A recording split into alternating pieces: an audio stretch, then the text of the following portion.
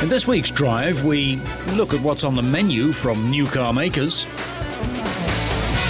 go deep underground in the hunt for oil, see a cross between family transport and family pet, and get down to some serious racing with people who should know better. All this and more in this week's Drive.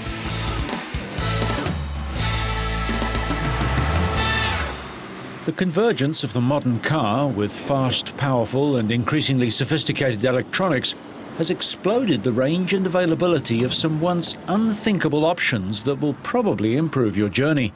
Today's car makers are about no compromise because owners are getting much more picky about what they buy. Stereo systems with 15 speakers, they do DVD surround sound so that you're essentially in the middle of the band. The drummer's playing behind you, the guitar player's playing to the left, and the bass player's playing to the right. One of the latest safety features is adaptive or smart cruise control, which uses radar to watch the road in front of you and will slow your car down if you get too close to the car in front. For safety and convenience, adjustable foot pedals should soon become a regular option. Power pedals are for, like my mother who's 5'2". She can move the pedals toward her so that she fits in the car better. Some cars have remote start. You just push a button and the car starts. It'll start and cool off or heat up depending on what the weather outside is like. Even seats are getting more sophisticated. Heated seats are very common in the industry. These have vented seats as well. They actually utilize a fan mounted in the seats to wick moisture and temperature away from the occupant. And how's this for high-tech gadgetry? A retractable panoramic sunroof as fitted to some new Pontiacs.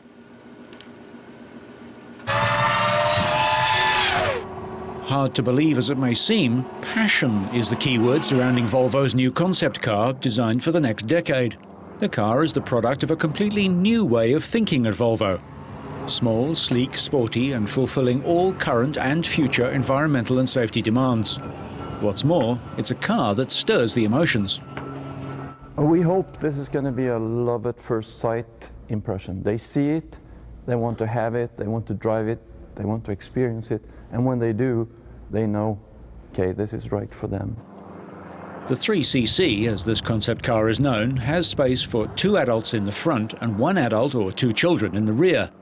Getting in and out of the car through the large side doors is easy, thanks to a seat package that can be easily moved forwards and backwards. The 2+1 concept provides substantial aerodynamic advantages, and the car has a given place in the family car sector of the future. Pretty much in the future we see a trend of not only in the USA but also in Europe that people will have more than one car for a family. So the second car would then be like a, for instance, traveling to work. But you will also then, when you are a family or a small family, have the need for occasionally traveling with your kids. Environmental aspects have been given an extremely high priority, and the 3cc will satisfy all environmental demands for the foreseeable future. It is a very environmentally friendly car due to 2 main factors: low weight and very aerodynamically executed shapes. So we'll have small emissions if we have a traditional drivetrain. In the demonstrator, we choose to have an electric drivetrain, and then we have 0 emissions. However, in line with Volvo's philosophy of top quality, high safety and 0 emissions, will be worth nothing if the car doesn't create good vibrations. Certainly, the slinky shape is eye-catching, but will hundreds or thousands of drivers buy one each year? You could make the greatest environmentally beneficial vehicle, but if nobody buys it, what good is it? You know, what we want to do is we want to create environmentally beneficial vehicles that people will buy in many numbers, because that's the only way that, you know, we could help the environment. Sustainable mobility is something that will benefit the world.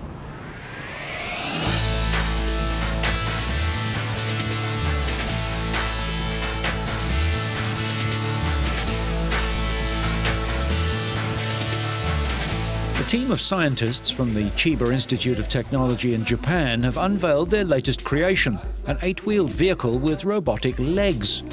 Small it may be, but this vehicle could one day revolutionize the way cars are made. Hallucigenia 1 is a hybrid which takes the latest innovations in humanoid robot technology and melds them to a motor car. Scientists combined 8 robotic legs with 8 wheels to give a range of movement that would be impossible in a conventional vehicle. This machine is a hybrid of 2 devices, wheels and robotic legs. We made the best match of the 2. This machine should be able to travel anywhere as long as it's on land. The robotic legs of the vehicle can climb over potential barriers, such as steps, in much the same way that human legs do. But the team behind this robot car have higher goals.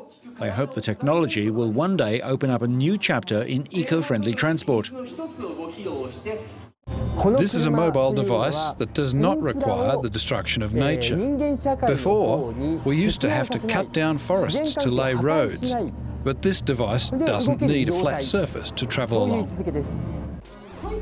With over 30 motors in the legs, the Hallucigenia makes parking a breeze. But don't go selling your trusty old car just yet.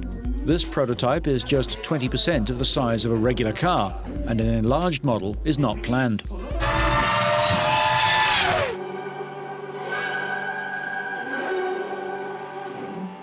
Is it an industrial-sized vacuum cleaner? Or maybe one of those lawnmowers for extra-large gardens?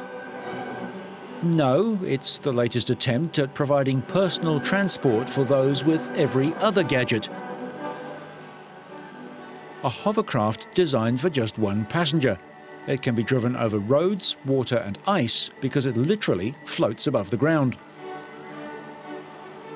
Originally we wanted to make something about the size of a biscuit tray to stand on, like a skateboard that hovered. We started with that. Didn't really work, so then we started scaling up. We went a lot larger and then back down again.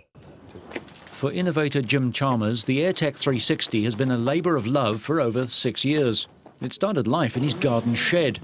He now believes he has the world's smallest hovercraft, a machine other inventors said would never fly, but most importantly for many, the ultimate in boys' toys. For those who think this may be just the thing to avoid soaring petrol prices, there is some bad news. It only does 13 miles to the gallon. But Jim hopes to find a manufacturer to put it into the shops for as little as £3,500.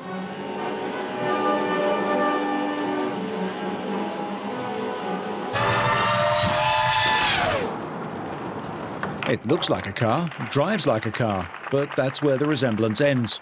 We've looked at various hydrogen and fuel cell powered vehicles in past episodes of Drive, but they've all been one-off million-dollar prototypes. Instead of using petrol, vehicles powered by fuel cells use stored hydrogen and oxygen from the air to drive an electric motor. Fuel cell vehicles have so much to recommend them that the US Postal Service has decided to give them a trial. Each new test, each new demonstration program, each new commercial transaction like this one brings us much closer to a personal mobility future energized by hydrogen and powered by fuel cells. The US Postal Service uses thousands of vehicles to carry letters and packages around the country. Part of their fleet is already electrically powered, but they run on batteries. Fuel cell technology allows the vehicles to dispense with storage batteries, which are extremely heavy and expensive to replace. The only drawback with fuel cells is that they require a ready source of liquid hydrogen, something GM is eager to provide for this trial. Similar fuel cell vehicles are already being used by Federal Express in Tokyo in Japan.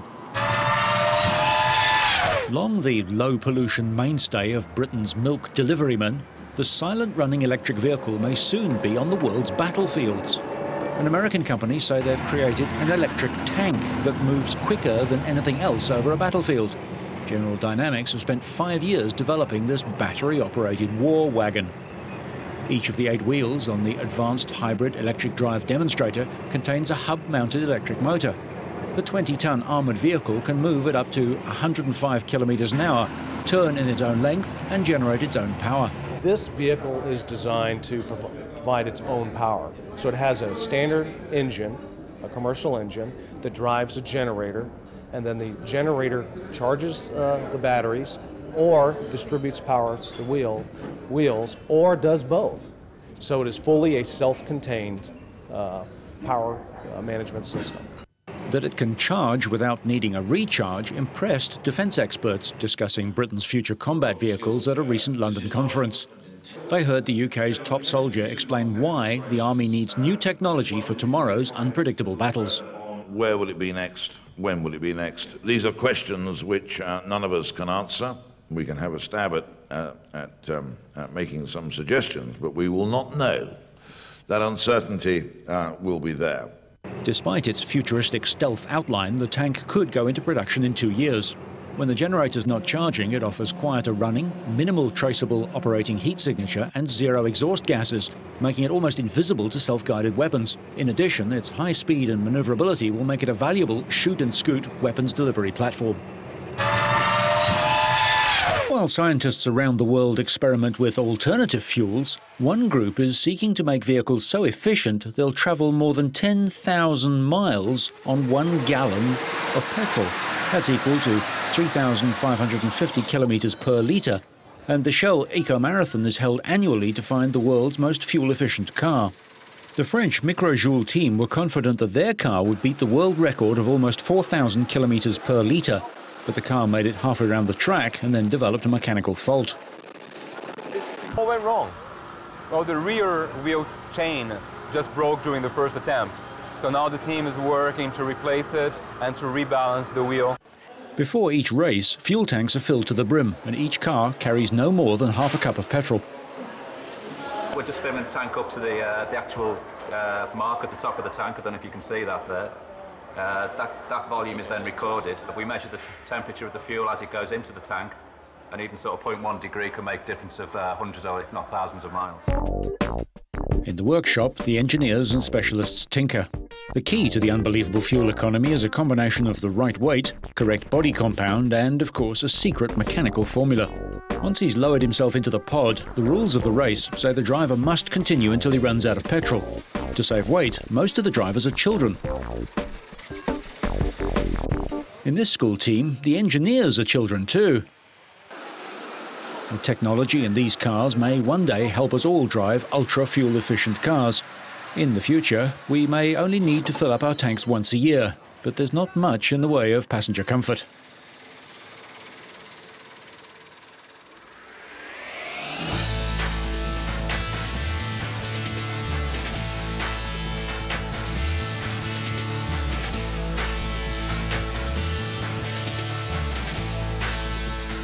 This is a computer simulation of an oil and gas reservoir thousands of meters below the Earth's surface. With the aid of digital technology, oil engineers are now able to pretend that they are actually here, walking around, examining the structure, and finding out where the best concentrations of oil and gas are hidden. And crucially, deciding where to drill so that they can tap into the most productive parts. BP is in the business of locating and extracting oil and gas from deep underground, and it's one of the big oil companies using the latest computing power to help it do so. The advances in 3D animation have allowed us to visualize data completely differently before. This rapid ability to gather more volume of data faster and move it to our computer centers, process that and use it is really what makes the difference for BP in our daily lives. Oil companies carry out what are called seismic surveys to locate oil and gas reservoirs. This involves the use of sound waves activated just below the surface of the sea or the ground. The sound waves travel down through layers of rock, and as they detect the difference between one layer and another, they create an echo that bounces back upwards. The amount of data that a seismic survey generates is so enormous that even the latest high-end PC would not be able to keep up. At least one of the computers that BP can use to process its seismic data ranks as one of the top 20 supercomputers in the world. When a powerful computer like this is used to process and interpret seismic data, you can build up an amazingly accurate picture of the geological structure of the reservoir that shows you where the oil and gas may be present.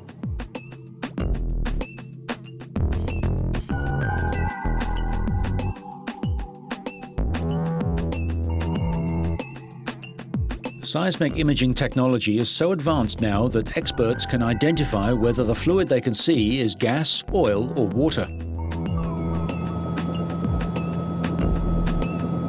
And the latest advance is to incorporate time-lapse into the computer model. This is called 4D seismic technology, the fourth dimension being time. It's much easier for analysts to study what is happening inside oil and gas reservoirs when they can see the changes taking place month by month. BP says that in every instance where it has applied 4D seismic, it has created an opportunity to increase production.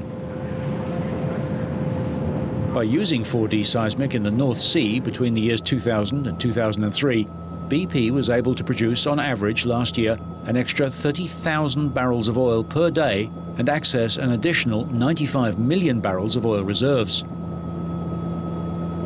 That's the equivalent of finding a whole new oil field. One of the big advantages from 4D seismic is it allows us to look at the changes in seismic over time, which allows us to see the differences of what's going on downhole in the reservoir, and it's that difference that allows us to pinpoint where the oil and gas is much more effectively, which allows us to target where we should drill the wells, and that really improves the bottom line.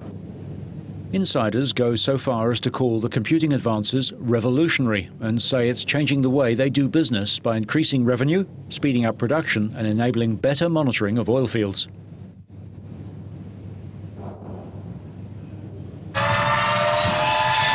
At a time of global record high oil prices and its ripple effect on fuel, Filipino inventors have joined the race to conserve energy. We just launched a new program called Energy Conservation, EC, a new way of life. In a recent episode of Drive, we looked at the Chaos Super Turbocharger, which allows more air and less fuel to be burned at low throttle settings. Now, another inventor claims he's come up with a different device that will save drivers in the Philippines up to 50% of the rising costs of fuel. Yes, it does save fuel in the sense that when you burn all of the fuel, instead of the fuel being thrown out, it is converted into usable power by the car. So you save on the fuel. Orders for the exhaust gas oxidizer, or EGO, created by mechanical engineer Armando Guidore and scientist Adolfo Alegre, were already pouring in. Guidore's EGO was initially meant to help control air pollution as part of a program for Filipino-invented energy-saving products encouraged by the government. But the device proved efficient in saving fuel. President Gloria Arroyo urged Filipinos to start carpooling as part of conservation methods in the face of rising oil prices. Energy Secretary Vicente Perez said the government is pushing for 5 pieces of legislation to move forward Arroyo's goal of energy independence. They include promotion of natural gas and renewable energy sources. Other inventors who joined the initiative have criticized the government for not supporting them. Daniel Dingle, who claims his water-powered car runs entirely on hydrogen, complained at the lack of government funding and assistance in marketing his product to the public. What is inside here is water, and below the water is a simple reactor which costs only about 200 to 400 peso. And this reactor, if this is attached to the 12 volts battery, immediately in seconds it will produce hydrogen, oxygen. It split the water. And then what will come out here is the hydrogen. It's being sucked into the intake manifold and then direct to the intake valve and then goes to the piston. Filipino scientist Dr. Ernesto Luis, director of the government-run Industrial Technology Development of Institutes, said although Dingle's car works in theory, it is still not practical for everyday use. This is just the beginning, and there are a lot of improvements that we have to do. Like, for example, the use of water. Kasi metal is subject to corrosion. So if we use water and hydrogen is derived from water, ultimately, there will be some moisture within the components in the engine. And this could start corrosion. So it's really a good start, but there is still a long way to really have it popularized or to be used by everyone for the benefit of mankind. It sounds too good to be true, doesn't it? Cuba isn't a place that's overly endowed with modern vehicles, public or private. But that hasn't stopped inventive, and some might say slightly crazy individuals from building their own freedom machines. Take a Chinese bicycle, attach a stolen chainsaw motor, a plastic bottle for fuel, a bent pipe from a bed frame for the exhaust, and what have you got? A Requimbly, Cuba's homemade motorbike that's noisy but effective. If the transportation wasn't so bad, there wouldn't have been a need for this. It's no ordinary moped. Cubans push souped-up versions to reckless speeds in excess of 100 kilometers an hour in illegal races on the outskirts of Havana. Easily identified a block away by its ear-piercing din, the Requimbly is an ingenious improvisation to cope with a chronic public transportation shortage that Cuba has faced since the collapse of Soviet communism in the early 1990s, which plunged the island into dire economic straits. This Requimbly, I first bought the unit, then I had the bicycle and I put it together with whatever I could, more or less, to resolve our transport problems. Any engine, from water pumps and electricity generators to portable fumigator motors, will do. Power boosters from old Soviet military tanks are preferred for reliability and strength. An accelerator where the front brake normally is would confuse any regular motorcyclist. The transmission, controlled with a makeshift clutch, is frequently just a simple roller rubbing against the wheel, or a belt system, though prize Requimblys use motorbike chains. Their fuel efficiency is unbeatable. Most do 50 kilometers per litre, although a plastic bottle isn't the safest fuel tank around. Requimblys are illegal and their owners face frequent fines. Cuba's communist government says that do-it-yourself bikes are too dangerous to be on the road, and authorities only issue number plates for factory-made motorbikes. Police have become more tolerant, apparently in response to the worsening transport crisis, and fewer homemade bikes have been confiscated lately. Requimblys are all about Cuban inventiveness in a battered socialist economy. Although the German push-powered bobby car vehicle is made for one-year-old children, fanatical supposed grown-ups regularly hold downhill races for the tiny cars. 64 drivers from Germany and the neighbouring countries competed in the Bobby Car European Championships in the small southern German town of Wiedenstetten. Participants reached speeds of up to 70 kilometers an hour on the plastic toys, which the German toy maker Big says is made of durable plastic that will last year after year and child after child. It all started one evening over a beer, and we decided to sit on a bobby car and race down a hill. It was so much fun, we stayed with the sport. Bobby cars can carry up to 100 kilograms, explaining why the toy doesn't collapse under the weight of an adult.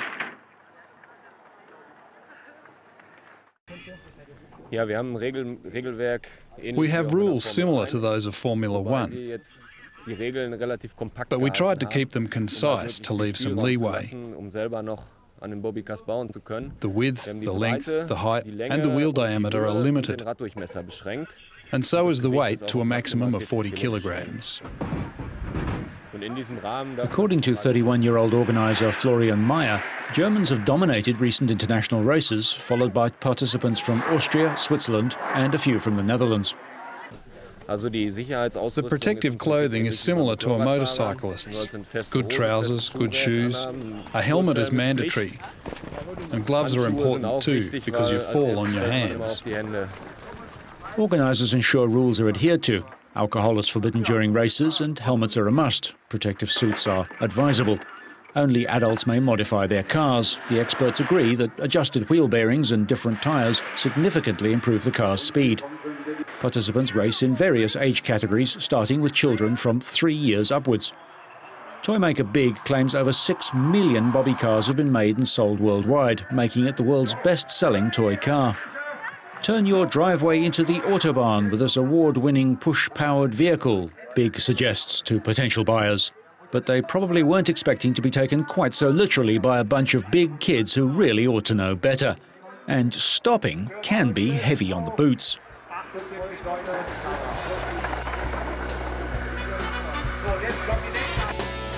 So, whether you like to get into a spin, go into battle quietly, or race on fumes, so you stay on track and up to speed, make sure you catch next week's Drive.